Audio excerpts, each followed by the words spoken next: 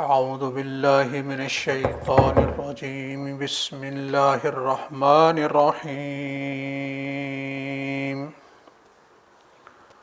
قالوا إن يسرق فقد سرق أخ له من قبل فأسرها يوسف في نفسه ولم يبدها لهم قال أنتم شر مكانا والله أعلم بما تصفون قالوا يا أيها العزيز إن له أبا شيخا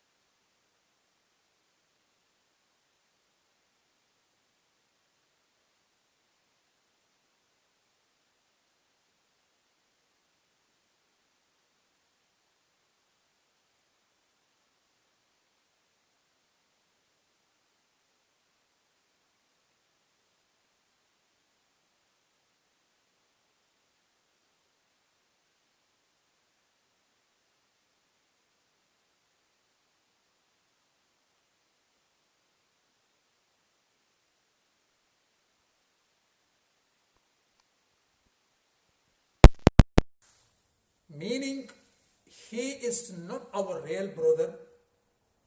His real brother is Yusuf, who previously in the past did commit theft.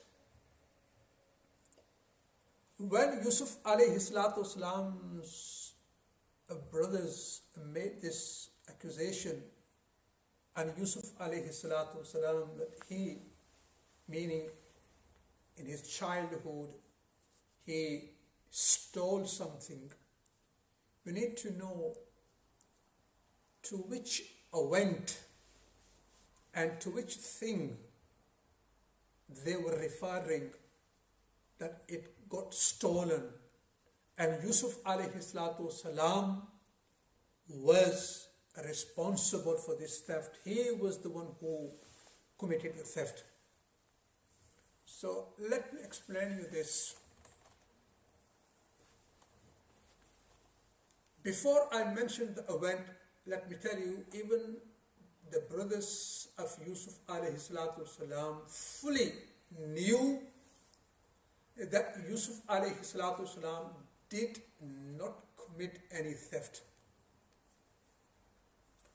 So the question will be, so why did they put this blame on Yusuf then, that his brother in the past, meaning Binyamin's brother, the Yusuf, he committed a theft? The reason behind this was because they were so irritated after knowing that the ball of the king has been found in the bucket of Binyamin. So they were so frustrated that they said, look, his brother also did the same as he did now. Now, the theft towards which they were referring is, which was not a theft. Yusuf alayhi salam did not steal anything while he was in childhood. And always remember, a prophet from his childhood period till his last breath is always in the protection of Allah subhanahu wa ta'ala. He is free from minor and major sins. He is an innocent personality on this planet. All the prophets of Allah subhanahu wa ta'ala, they were innocent, they were masooms, they never committed sins, neither in the childhood, nor in the middle age, nor in the old age. Never ever they committed sin. They were masoom. They were always in the protection of Allah subhanahu wa ta'ala. And we will say, after the prophets, the Sahaba Kiram, the companions of Prophet sallallahu alayhi wasallam, we never claim that the Sahaba Kiram or Ahl Bayt, they were innocent like the prophets. But we do believe, if any sin was committed by any companion of Prophet sallallahu alaihi wasallam, then Allah subhanahu wa ta'ala has declared in his book that Allah Almighty has forgiven them. Allah subhanahu wa ta'ala has forgiven the Sahaba Kiram. They are forgiven. They are the personalities regarding whom Allah subhanahu wa ta'ala states, radiyallahu anhum wa radu an, that Allah Almighty is pleased with them and they are pleased with Allah subhanahu wa ta'ala. What does it mean? We understood that Allah is pleased with someone, meaning when Allah subhanahu wa ta'ala becomes pleased with someone, then he forgives his sins. And what does it mean that the human being pleased with Allah? It means that Sahaba Kiram, Allah is declaring that Sahaba Kiram, they are happy with Allah, meaning they are pleased with every decree and decision of Allah subhanahu wa ta'ala. Whatever decree Allah made regarding them, and whatever the circumstances they had to go through, and always remember, everything is created by Allah subhanahu wa ta'ala. Nothing can happen without the leave of Allah subhanahu wa ta'ala. So the Sahaba Kiram, they had to go through so many difficult circumstances, and they had to go through so many hardships and difficulties, but they always remained contented and they were always pleased with Allah subhanahu wa ta'ala.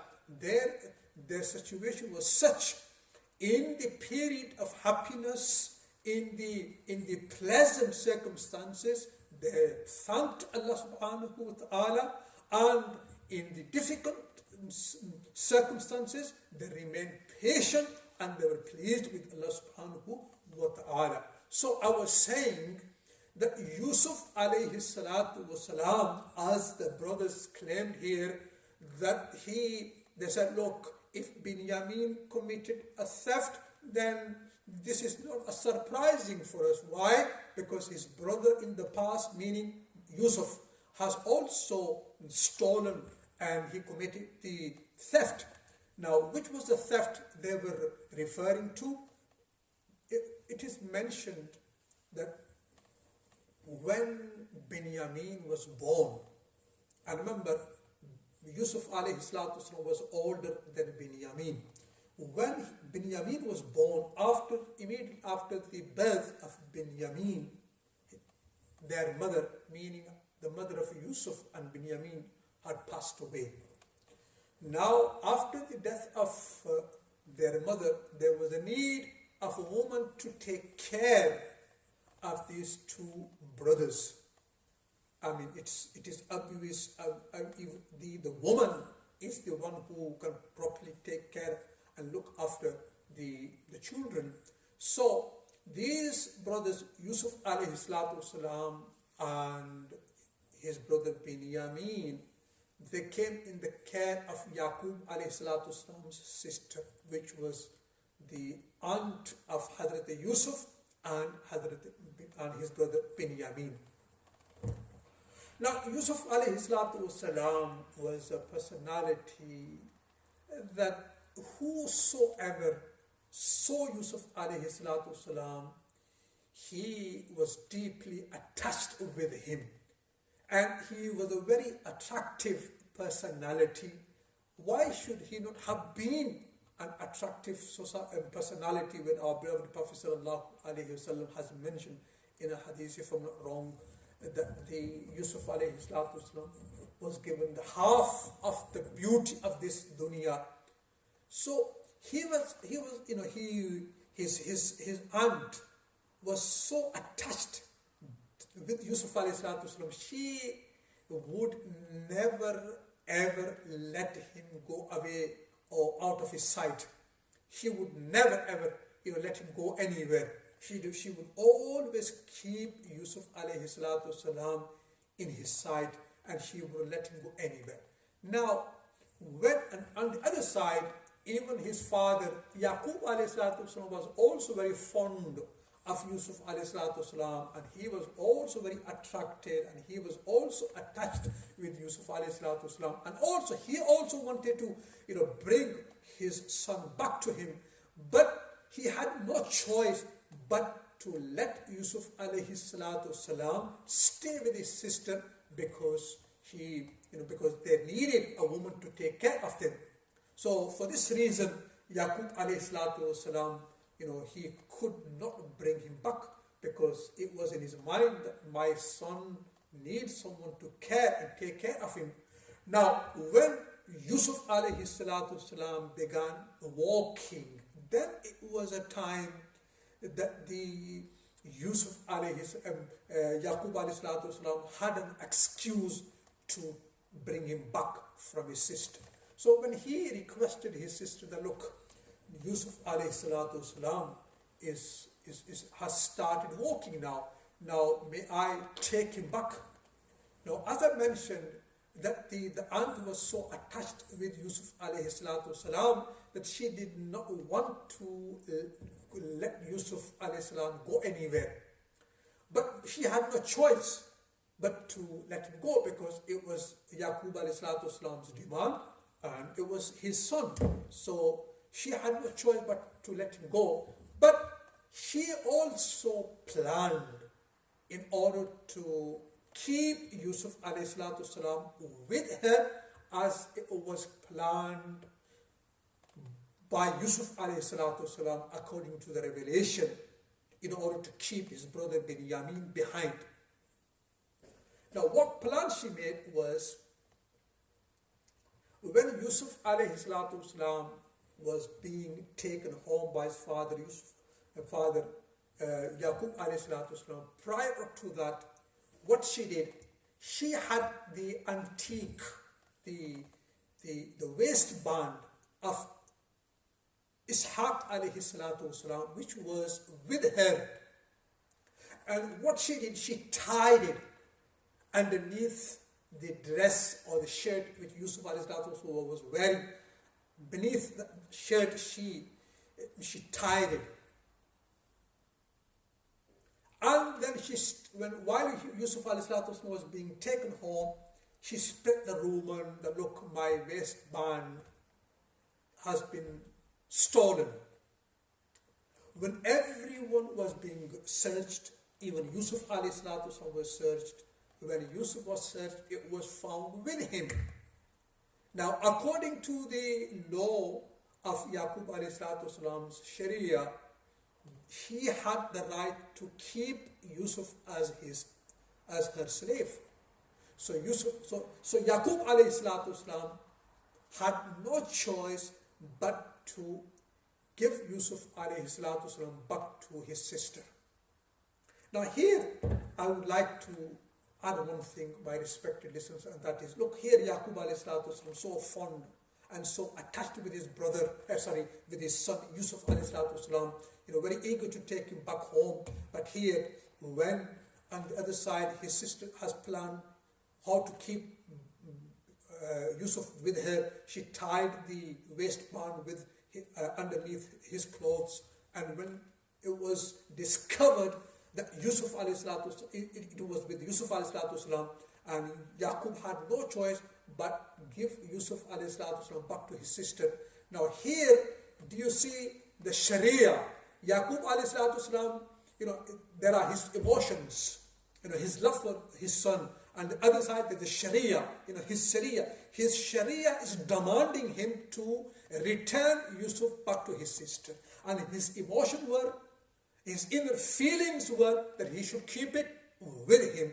But the Nabi of Allah subhanahu wa ta'ala is always obedient to Allah and is always obedient to his Sharia. So Yaqub alayhi salatu wasalam giving preference to the Sharia over his own feelings and emotions. What lesson we are learning from here is that, remember, whenever our feelings are clashing with the Sharia, or our emotions are clashing with the law of Allah, with the command of Allah subhanahu wa ta'ala, we should always give preference to the Sharia, to the command, to the ahkam Sharia over our own feelings and emotions. So Yaqub alayhi salatu wasalam, he returned Yusuf alayhi salatu wasalam to his sister, and Yusuf alayhi salatu wasalam remained with his aunt till her death. When she passed away, then Yusuf alayhi salatu wasalam came back to his father Yaqub alayhi salatu wasalam, and here the brothers fully, deep from their heart, knew Yusuf alayhi salatu wasalam was free from any type of theft. He did not commit any theft just because they were angry upon their brother Binyamin, that the ball has been found in his baggage. So while they were angry, they put the blame on Yusuf, falsely, they put the blame on Yusuf alayhi salatu wasalam. Look, Yusuf alayhi salatu wasalam also committed a theft in the past, which in reality he did not commit any theft. So I ask Allah subhanahu wa ta'ala, my respected listeners, to give us a tawfiq to learn lessons from these chronic events and stories. Wa akhiru da'wana anil hamdulillahi rabbil alamin.